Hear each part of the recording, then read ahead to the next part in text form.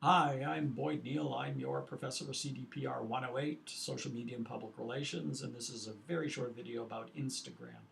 The course materials don't contain a lot of information about Instagram, in part because it has only become significant for public relations over the last year or so, which is part of the danger of doing a social media course that touches on various platforms because the adoption of platforms and who is using them changes very rapidly. Nevertheless, Instagram is an online photo sharing and video sharing site, a social networking service that enables users to take photos and videos, apply digital filters to them to make them more interesting, add captions, for examples, to them, and then share them on a variety of social networks, including Instagram's own social network. The numbers of people who are now involved in Instagram changes dramatically. I suspect it's around the 100 million mark. In particular, it's important to recognize that teenagers and young people have moved or appear to be moving their interest from Facebook to Instagram. And Instagram has become more popular, I think, largely because it's free, it's highly social, it's uncomplicated, and it allows for an almost competitive creativity in the way in which you use the filters and write captions for your video sharing or your photo sharing. Uh, why are teenagers losing interest in Facebook?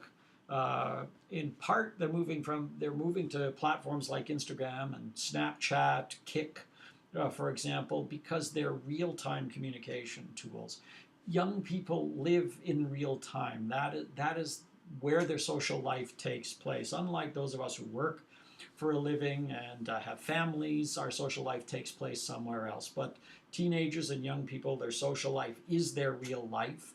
And there is a benefit to them, or a perceived benefit to them, of having platforms like Instagram where they can share photos or videos, or platforms like Snapchat, which allows for messaging, which disappears within 10 seconds. Kick, for example, allows you to keep up with friends instantly and do it anonymously. So that's part of the sociological reason, if you like, for why Instagram is gaining in popularity at the expense to some extent of Facebook, although I doubt Facebook is particularly concerned about it. As I wrote in a blog post recently, Facebook is probably happier with having access to middle-aged people, if you like, people other than teenagers, because they tend to be a stronger buy-in cohort, if you like. Some of the brands that are using Instagram really well include American Express, Burberry, Intel, Virgin America, Warby Parker, the glasses manufacturer and distributor and retail operation, as well as Oreo, for example. Oreo uses Instagram extremely well.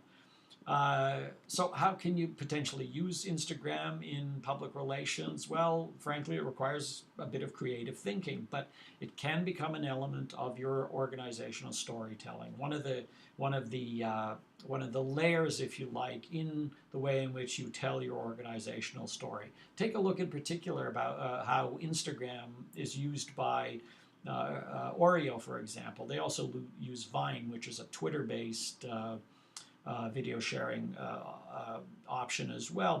But they use Instagram and Instagram's community as a way to shape their positioning as a company as fun, irreverent, and quirky.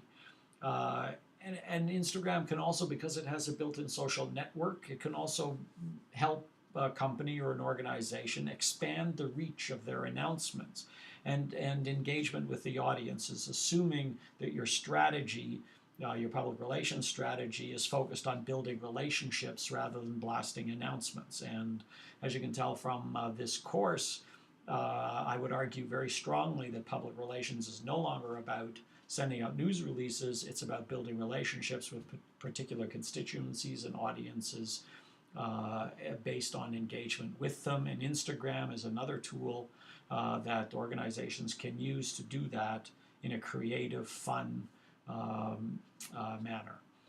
Thank you.